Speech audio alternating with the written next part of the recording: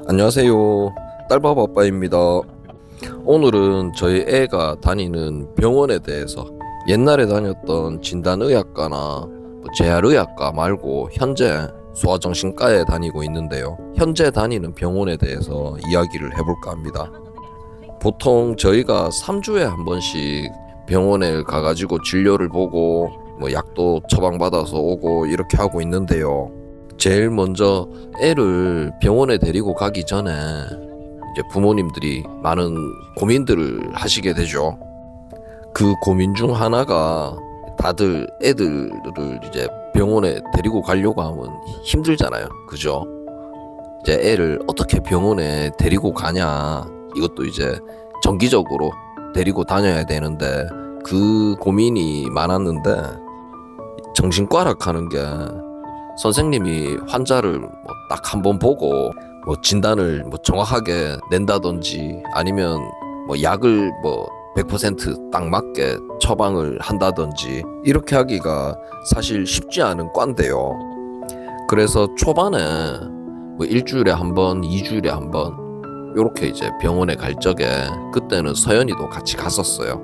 같이 가가지고 선생님이 직접 보시고 이래 애를 파악을 하시는 거죠.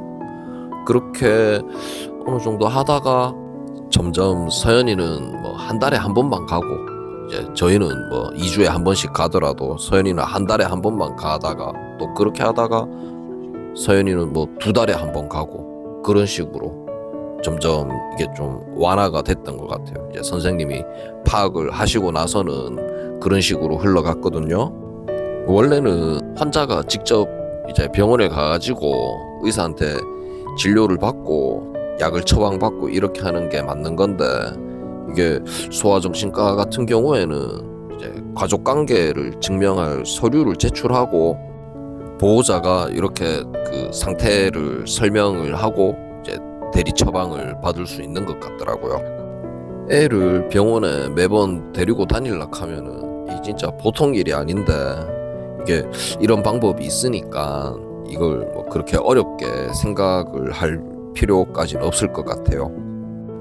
저희가 이렇게 소아정신과를 다니게 된 게 1년 반 좀 넘은 것 같아요. 그 정도 됐는데 처음에 애를 병원에 데리고 가기 전에 이제 부모님들이 많이 알아보시잖아요. 그죠? 어떤 병원인지 약은 어떤 걸 먹는지 이런 것들을 많이 알아보게 되는데 저 역시도 많이 알아보고 했었어요. 그랬었는데 지금 그때 제가 알아봤던 것들, 찾아봤던 것들 그런 것들을 떠올려 보면은 지금 생각하면 그래요. 그 내가 알아봤던 것들이 대부분 보면 카더라 식의 이런 루머들 근거가 명확하지 않은 이런 내용들이 되게 많았던 것 같아요. 예를 들어서 애한테 이 약을 먹이면은 애가 갑자기 기력이 없어지고 멍하게 이래 있다가 침만 질질 흘리고 안 그래도 이런 애인데 더 바보가 된다 이런 식의 얘기들 대부분 카더라 식의 그런 얘기들이죠. 혹시나 옛날에 이제 저처럼 애를 병원에 데리고 가야 될지 말아야 될지 고민하시는 부모님이 계시다면 여러 가지 이렇게 알아보실 텐데 반드시 그 알아보신 그 내용의 명확한 출처 확인해 보셔야 되고 이게 신빙성이 있는지 이거를 잘 따져보시고 그 정보를 받아들이셔야 돼요. 진짜 말도 안 되는 카더라 식의 그런 루머들이 너무 많습니다. 지금 서연이가 1년 반 넘게 이 약을 먹고 있는데 애한테 맞는 약이랑 그 용량을 찾아가는 그 초반에 말고는 약이 그렇게 늘었는 적도 없고요. 애가 더 바보가 된다든지 그런 일도 없었고요. 저희가 봤을 때는 애의 모든 생활 습관이라든지 행동이라든지 이런 것들이 긍정적인 방향으로 흘러가고 있다는 걸 느끼고 있어요. 저희가 경험을 해본 바로는 이 약은 분명히 도움이 됩니다. 많은 도움이 되고요. 저희가 우려했던 부작용 같은 거 없이 잘 복용을 하고 있습니다. 사람들이 보통 내가 이걸 직접 경험하기 전에 그럴 때는 알 수 없는 이런 두려움 같은 걸 보통 느끼게 되잖아요. 근데 이것도 마찬가지인 것 같아요. 약이 맞지 않다. 그러면은 맞는 약을 찾아가면 되는 거고, 선생님하고 상의를 해서 용량이 맞지 않다. 그 용량도 맞춰가면 되는 거예요. 그런 식으로 계속 완성시켜 나가는 거지. 이거를 모든 세상 일이 다 그렇지 않나요? 한 번에 뭐 어떻게 딱 떨어지는 이런 경우가 거의 없잖아요. 이것도 마찬가지입니다. 그렇게 찾아가고 맞춰가고 하는 과정에서 이게 점점 더 좋아지는 그런 거라고 생각을 해요. 절대 선생님이 처음부터 애한테 강한 약을 확 쓴다든지 용량을 많이 줘갖고 애를 확 떨어뜨린다든지 절대 그렇게 하지 않습니다.